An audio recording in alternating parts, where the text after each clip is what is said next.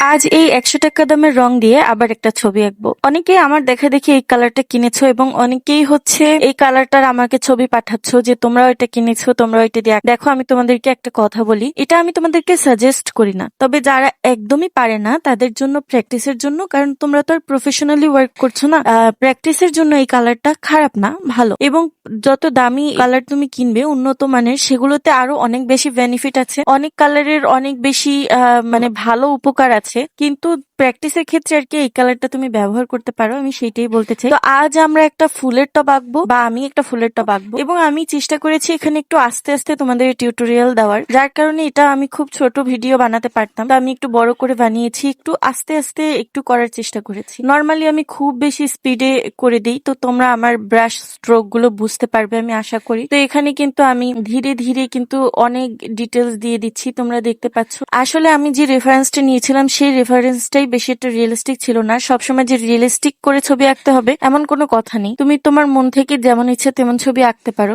আর আমাকে যারা অনেক বেশি ভালো আর্টিস্ট যারা আমাকে বলে, যারা আমাকে রঙের বিভিন্ন টিপস সাজেস্ট করে, তাদের প্রতি আমি অনেক খুশি। কিন্তু যারা আমাকে যেই আর্টটা ধরো আমি নিজে ইচ্ছে করেই ওইভাবে এঁকেছি, কিন্তু সেটা নিয়ে আমাকে কিছু বলে যে এটা কি এঁকেছো এই সেই, তখন আমার খারাপ লাগে। কারণ একজন আর্টিস্ট হিসেবে আপনার জানা দরকার যে আর্ট কত রকমের হতে পারে। আপনি যদি একটা অনেক ভালো আর্টিস্ট হয়ে এটা ভাবেন যে ওর এই আর্টটা আপনার চোখে ভালো লাগছে না তাই বলে এটা আর্ট না, সেটা আসলে অনেক খারাপ লাগার বিষয়। তো যাই হোক, আমি সেগুলো বেশি একটা মনে নেই না, তাও বললাম। আজ এই ভিডিওটা তোমাদের কাছে কেমন লাগলো, বা এই সিম্পল ছবিটা তোমাদের কাছে কেমন লাগলো জানাতে ভুলবে না।